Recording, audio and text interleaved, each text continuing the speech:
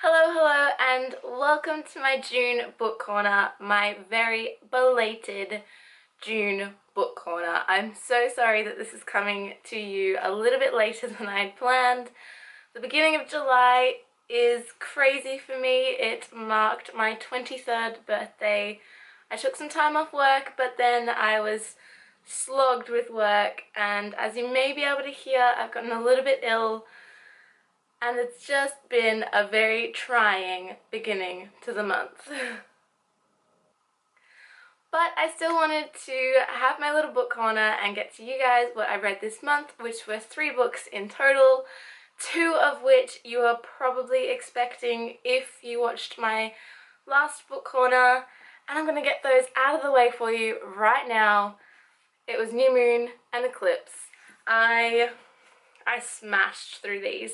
Honestly, I think New Moon is probably my favourite book out of the series, other than the original Twilight.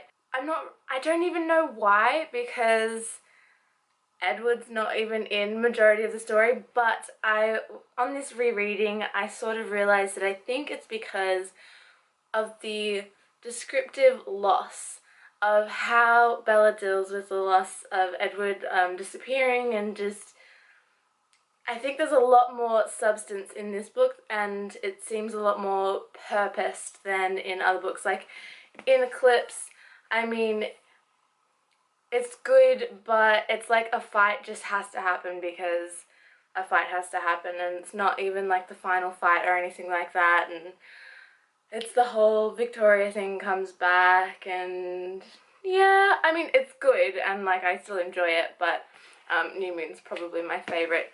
I will stop boring you with those because next month you will definitely be getting the final installment of my Twilight reading, and then you won't have to hear about it for at least another year or something. I don't know if I'll reread it anytime soon, but you won't have to hear about it.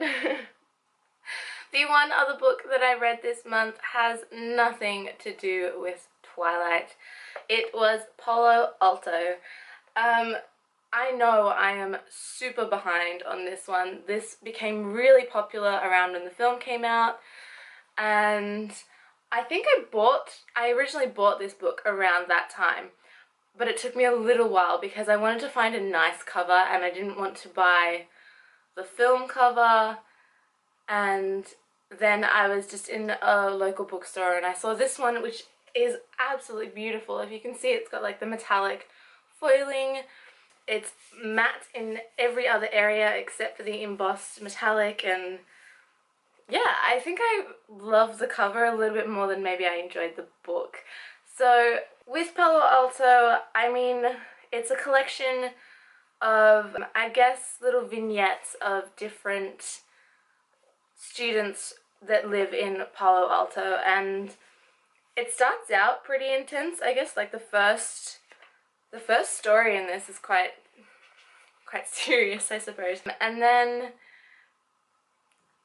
it sort of dwindles a little bit. I struggled with a couple of the characters' vignettes, and I feel like it was probably done on purpose, but I was never quite sure who I was reading from, which made it really ambiguous and kind of hard to connect with if I didn't know who it was. Like, you don't even know if it's a male or a female, and I guess that's not greatly important, but at the same time it's just an extra thing to kind of hold on to for a character. Like, you don't know the name of the character unless at some point, like midway through the story, someone talks to them or calls their name out or something, and I did find that a little bit disengaging, a little bit harder to sort of grapple with, and I just ended up wanting to finish it just to like get through with it. It wasn't because I was enjoying it, and it wasn't because I felt like I didn't really want to continue reading it, but I wanted to finish it, if that makes sense. So I mean, it's good. It might also be a sort of America versus Australia thing again, like last month, but yeah, it's nothing special to me, and I don't know if it's also because of the hype that was around it. Like, so many people were just sort of amazed by this book when it came out, and then when the film came out, you know, it sort of got brought back into culture. And I know I have a few people like that I know that really did enjoy it. I'm so sorry I sound so stuffy. Yeah, I don't think it's for me, I guess. It's not to do with vignettes either. I really enjoy vignette stories. I enjoy vignette films. I don't think it was to do that. I think it's simply, it was just a little bit too disengaging for me with the separate characters. And there's a lot of characters, and they all do sort of like combine with each other. So you'll be reading from someone and then they'll talk about this person, and that'll be in someone else's vignette because it's sort of the same group of school kids that sort of hang out together. They're not necessarily all in the one social group, but they're all in the same vicinity, like the same town or whatever. But yeah, I'm interested to watch the movie now. I think I saved watching the movie until after I read the book because I sometimes, well, most of the time I like to read the books before I see the films. And I have the film, so I guess I'll be watching that soon. Hopefully I feel like it would be a little bit more connected, and it will be a little bit easier to engage with visually because you'll be able to see the characters rather than going from their mindset, but we'll see. Super short book corner. I didn't want to babble on too much about my continuing Twilight reading. I hope you enjoyed this one. Please, if you did, give it a thumbs up. I, again, am so sorry that it came to you in the middle of July.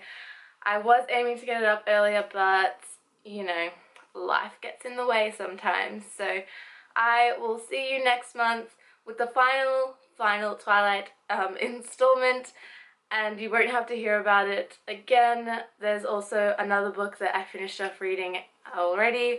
So yeah, I will see you then. Bye!